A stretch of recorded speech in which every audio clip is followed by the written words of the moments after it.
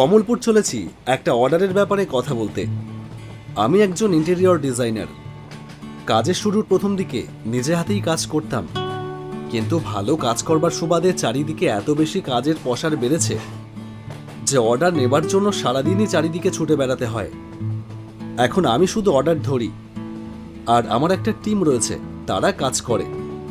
কমলপুর থেকে ফোনটা আজ দুপুরেই এসেছিল। কমলপুরে একটা নতুন বাড়ি হয়েছে, সেইটারই ইন্টেরিয়র ডিজাইন হবে। কাজের অর্ডারের ডাক পেলে তা যেন কিশোর বেলায় প্রেমিকের প্রথম ডাক পেয়ে ছুটে যাওয়ার মতো এক অনন্য অনুভূতি। কমলপুরের নামই আগে কখনো শুনিনি, ওই নামে যে কোনো স্টেশন আছে তাও জানতাম না। কাজের জন্য এরকমই অনেক অচেনা অজানা জায়গায় ছুটে ছুটে যেতে হয়। এই জীবনটাই আমার সবথেকে বেশি প্রিয়। এই সময় ফোনটা বাজলো পকেটে, সেটা হাতে নিয়ে দেখলাম কমলপুর থেকে ফোনটা এসেছে।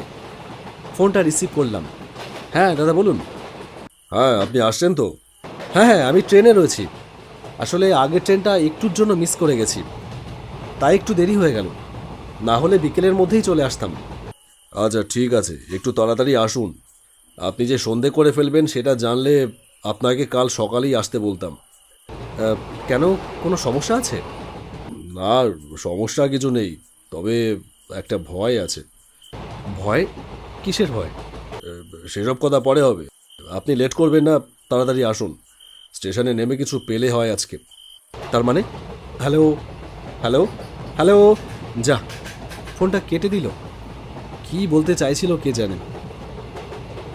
ট্রেনটা এসে থামলো কমলপুর স্টেশনে।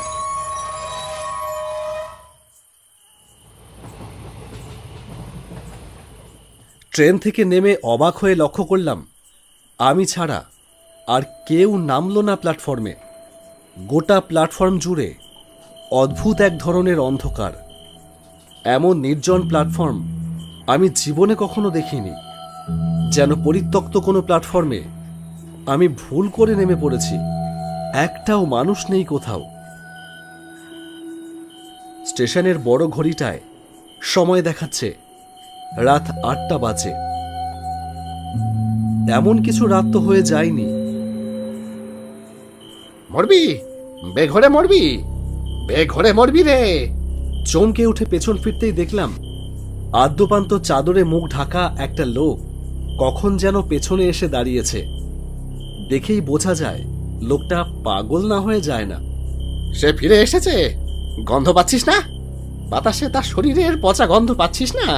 ফিরে যা, ফিরে যা, ফিরে যা, যেখান থেকে এসেছিস সেখানেই ফিরে যা, ফিরে যা, ফিরে যা, ফিরে যা, ফিরে যা, যা যা যা যা যা যা, চলে যা। বলতে বলতে লোকটা চলে গেল। প্ল্যাটফর্ম পার করে অন্ধকারের ভেতর যেন মিশে গেল লোকটা। যেন এই অন্ধকার তাকে হাঁ করে গিলে খেয়ে ফেলল। আমি কোথায় যাব জানি। স্টেশন থেকে নেমে টোটো ধরে রথতলা পুকুর পার। দেরি না করে নেমে এলাম স্টেশনের বাইরে। রাস্তায় এসে অবাক হয়ে দাঁড়িয়ে থাকলাম।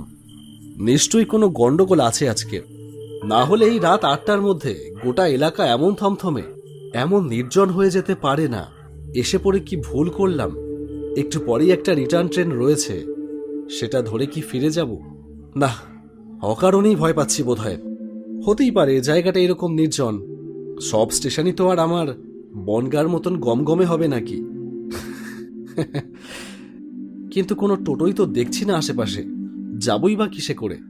ভাবতে না ভাবতেই হঠাৎ মনে হলো আমার পাশে অন্ধকার রাস্তার ওপর যেন একটা টোটো দাঁড়িয়ে আছে। টোটোটা কি ওখানেই ছিল? আমি কি খেয়াল করিনি? কি জানি, হবে হয়তো। শূন্যের ভেতর থেকে নিশ্চয়ই সেটা উদয় হয়নি। টোটোটার কাছে এগিয়ে গেলাম। গিয়ে দেখলাম টোটোটা ফাঁকা, তাতে কোনো যাত্রী নেই। কোথায় যাবেন? চমকে গেলাম। পেছন ঘুরতেই দেখলাম একজন লোক পেছনে এসে দাঁড়িয়ে আছে। এই তল্লাটের সব লোকই কি এরকম পাগল গোছের? পেছন থেকে এসে চমকে দেয়। বললাম, টোটোটা আপনার? হ্যাঁ, কোথায় যাবেন? রথতলা পুকুর পাড় যাব, যাবেন? যাব, উঠে আসুন। টোটোয় উঠে পড়লাম। টোটোওয়ালা টোটো চালিয়ে দিল। রাস্তা দিয়ে যেতে যেতে অবাক হয়ে দেখতে থাকলাম চারিদিকে সমস্ত দোকানপাট বন্ধ। পুরো রাস্তাটাই জনমানবহীন। কোথাও কোনো লোকজন এখনো পর্যন্ত চোখে পড়ল না। আমার বিস্ময়ের মাত্রা বেড়েই চলল। এমনটা হবে কেন? এই টোটোওয়ালা ছাড়া একটা লোক পর্যন্ত রাস্তায় দেখলাম না এখনো পর্যন্ত। কৌতূহল চেপে রাখতে না পেরে টোটোওয়ালাকে জিজ্ঞেস করেই ফেললাম, দাদা কি ব্যাপার বলুন তো, এই কমলপুরে কি কিছু হয়েছে? মানে রাস্তা এখনো পর্যন্ত একটা মানুষও দেখলাম না, সেই জন্যই জিজ্ঞেস করছিলাম আর কি। আপনি তার মানে কিছু না জেনেই আজ চলে এসেছেন? হ্যাঁ, আমি সত্যিই কিছু জানি না। কি ব্যাপার যদি আমাকে একটু খুলে বলেন। বেশ, বলছি, শুনুন তাহলে। এ আজকের গল্প নয়, এই কাহিনী ৬২ বছর আগের। কমলপুর ছিল আর ৫টা সাধারণ গ্রামের মতোই, সুন্দর, শান্ত। কোনো আতঙ্ক ছিল না, কোনো ভয় ছিল না। হঠাৎ একদিন কমলপুরের শ্মশানের পাশের জঙ্গলে কোথা থেকে এক কাপালিক এসে থাকতে শুরু করে। খবর ছড়িয়ে যায় সারা গ্রাম এবং আশেপাশের অনেক গ্রামে।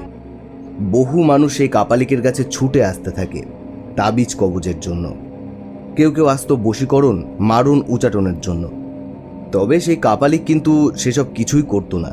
সে লোকজনদের বলেই দিল, আমার কাছে এসো না, আমি ওসব কিচ্ছু করি না, আমি সেসবের লোক না। মানুষ হতাশ হয়ে ফিরে যেতে থাকে। ধীরে ধীরে লোক আসা একেবারে কমে যায়। ওই কাপালিকের এক সাগরেদ ছিল।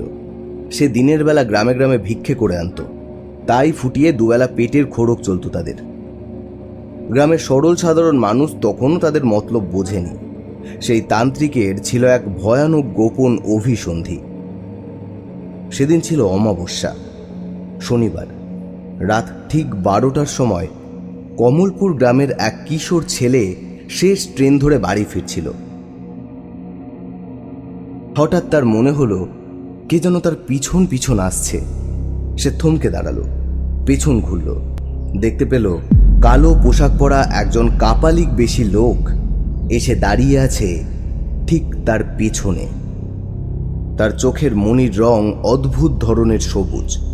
কয়েক মুহূর্ত সেই সবুজাভ চোখের দিকে তাকিয়ে থেকে সে যেন হারিয়ে ফেলল নিজেকে। সে কে, কোথা থেকে আসছে, কোথায় যাবে, সব ভুলে গেল সে। শুধু তার মনে হলো তার সামনে যে দাঁড়িয়ে আছে সেই তার একমাত্র পথ প্রদর্শক।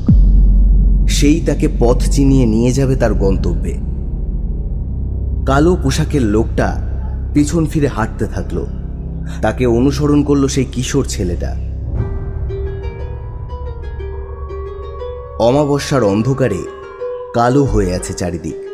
মাঝে মাঝে শেয়ালের তীব্র চিৎকারে শরীরে শিহরণ ধরাচ্ছে। সেই সব উপেক্ষা করে সে হেঁটে চলেছে।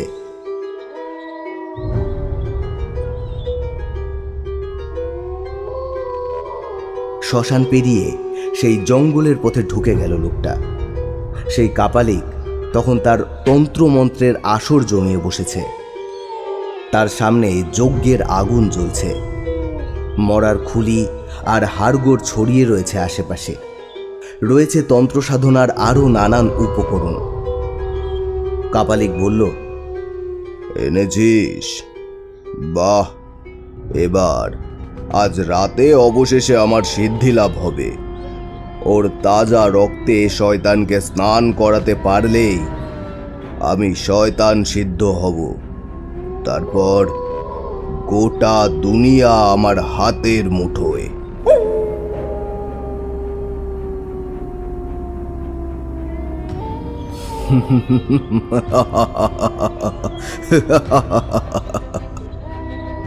ঠিক সেই সময় একদল শবযাত্রী জঙ্গলে ঢুকেছিল মরা পোড়ানোর কাঠ সংগ্রহ করতে। তারা ওই কাপালিকের অট্টহাসি শুনে সেই দিকে ছুটে আসে। এসে দেখে কাপালিক ওই কিশোর ছেলেটাকে বলি দেওয়ার জন্য প্রস্তুত হচ্ছে। তারা ধরে ফেলে সেই কাপালিক আর তার সাগরেদকে। ভণ্ড কাপালিক, তুই মানুষ খুন করবি? তোর সাধনা আজকে বের করছি, চল গ্রামে চল, তারপর তোর ব্যবস্থা করছি। গ্রামের মানুষ যেমন শান্ত তেমন উগ্র। তখনকার দিনের গ্রাম আর এখনকার মতো স্বার্থপরতায় ভরা ছিল না। তখন একজনের বিপদের গন্ধ পেলে গোটা গ্রাম ঝাঁপিয়ে পড়ত। আর গ্রামের ভেতরে কোনো অন্যায় হলে তখন শাস্তি দিত গ্রামের মানুষরা নিজেরাই। ক্রুদ্ধ গ্রামের লোকেরা ওই কাপালিক আর তার সাগরেদকে বেধড়ক মারধর শুরু করলো।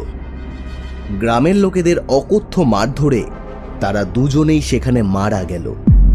ঘটনাটা যাতে পুলিশের কানে না পৌঁছায় তাই রাতারাতি সেই দুজনের মৃতদেহ শ্মশানের পাশের সেই জঙ্গলে পুঁতে দেওয়া হলো। তারপর থেকেই শুরু হলো আসল ভয়ের ইতিহাস। প্রতি বছর সেই অমাবস্যার রাতে তারা দুজন ফিরে আসে, সম্পূর্ণ করতে চায় তাদের অসম্পূর্ণ কাজ। ওই কাপালিকের সিদ্ধি লাভের বাসনা মৃত্যুর পরেও তার পিছু ছাড়েনি। অমাবস্যার রাতে তার প্রেতাত্মা আজও শয়তানের সাধনায় বসে, আর তার সাগরেদ ঘুরে বেড়ায় গ্রামময়। কোনো মানুষকে বাইরে পেলেই তাকে নানান ছলনায় ভুলিয়ে ভুলিয়ে শ্মশানের পাশের সেই বাগানে নিয়ে যায় শয়তানের পায়ে বলি দেবার জন্য। মন্ত্রমুগ্ধের মতন তার গল্প শুনছিলাম। এতটাই গল্পে বিভোর ছিলাম যে রাস্তা শেষ করে কখন বাগানের পথে টোটোটা চলেছে সেটা খেয়ালই করিনি। ভাবলাম থাক না, ভালোই তো লাগছে। বনের ভেতর কত সুন্দর একটা অজানা ফুলের মিষ্টি গন্ধ ভেসে বেড়াচ্ছে। এই নৈসর্গ প্রাকৃতিক গন্ধটা নাকে যেতেই মনে হচ্ছে এর কাছে সমস্ত বৈষয়িক ঘ্রাণ যেন ঠুনকো, যেন কিছুই না। অরণ্যেই তো গাথা রয়েছে মানুষের শেকড়, অরণ্যই তো আদিম সত্য। টোটোটা দাঁড়ালো। দেখলাম সামনেই একজন কাপালিক বসে আছে, কালো পোশাক, তার সামনে তন্ত্র সাধনার নানান জিনিসপত্র রয়েছে, একটা বিরাট খড়গ। টোটোওয়ালার টোটো থেকে নেমে এগিয়ে গেল সেই লোকটার কাছে। তার কাছে গিয়ে ফিসফিস করে কি সব যেন বলল। তারপর আমার কাছে এগিয়ে এসে বলল, আয়, নেমে আয়, এই অরণ্যেই আজ তোর মুক্তি। কি বলছো, মুক্তি? হ্যাঁ, বললাম তো, আয়। দে, ওকে শরবতটা দে। টোটোওয়ালা মাথা নেড়ে আমার হাতে একটা মাটির পাত্র ধরিয়ে দিয়ে বলল, খেয়ে নে। আমি দেখলাম লাল রঙের একটা তরল। বুঝলাম সেটা রক্ত। চুমুক দিতে যাব এমন সময় দূরে একটা শোরগোল শুনতে পেলাম। তাকিয়ে দেখলাম বনের ভেতরে কতগুলো মশালের শিখা এই দিকেই এগিয়ে আসছে। খুব দ্রুতই তারা কাছে এগিয়ে আসছে। কাপালিকারী টোটোওয়ালা লোকটা হঠাৎ গো গো করে আর্তনাদ করতে থাকলো। তারপর চোখের সামনে হাওয়ায় মিলিয়ে গেল। ঠিক তখনই আমার মনে হলো আমার চোখের সামনে সমস্ত কিছু, সমস্ত পৃথিবী যেন উথাল পাথাল হয়ে দুলছে। আমি আর সহ্য করতে পারলাম না, জ্ঞান হারিয়ে মাটিতে লুটিয়ে পড়লাম। জ্ঞান ফিরতেই দেখলাম একটা অজানা বিছানায় শুয়ে আছি। পাশেই দাঁড়িয়ে আছে একজন ভদ্রলোক। তিনি বললেন, যাক, জ্ঞান ফিরেছে তাহলে, নিশ্চিন্ত হলাম। আমি উঠতে চাইলাম, কিন্তু শরীরে প্রচণ্ড ব্যথা আর দুর্বল, উঠতে পারলাম না। শুয়ে শুয়েই বললাম, আপনি আপনি আমার বাড়িতেই আসছিলেন। আপনাকে বহুবার ফোন করেও যখন কোনো সাড়া পাইনি, তখনই বুঝেছিলাম আপনি ঠিক এই বিপদেই পড়েছেন। তাই কয়েকজনকে নিয়ে ছুটে গেলাম ওই সর্বনাশা বাগানের দিকে। আপনাকে তাহলে গল্পটা বলি, শুনুন। গল্পটা আমি জানি, ওই টোটোওয়ালা আমাকে সবটা বলেছে। তাই নাকি? ওই সাগরেদ আজ টোটোওয়ালার ছদ্মবেশ ধরেছিল।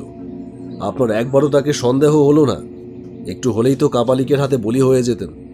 আপনাকে যে কি বলে ধন্যবাদ দেব। না না, এতে ধন্যবাদ দেওয়ার কিছু নেই। আপনি আমার কাছেই আসছিলেন, তাই এটা তো আমার নৈতিক কর্তব্যই ছিল। যাকে, আজ রাতে আপনার আর ফেরা হচ্ছে না, এখানেই থাকুন। কাল সকালে একেবারে কাজের কথা বলে জল খাবার খেয়ে তারপরে যাবেন, কেমন? আমি আর কিছু বললাম না, কেবল সৌজন্যতার দৃষ্টিতে লোকটার মুখের দিকে তাকিয়ে থাকলাম। নমস্কার বন্ধুরা, ভিডিওটা কেমন লাগলো অবশ্যই কমেন্ট করে জানাও, এবং তোমরাও যদি চাও তাহলে এরকম ধরনেরই অ্যানিমেশন বানিয়ে একজন সফল অ্যানিমেটর হিসেবে নিজেদের ভবিষ্যৎ গড়ে তুলতে পারো।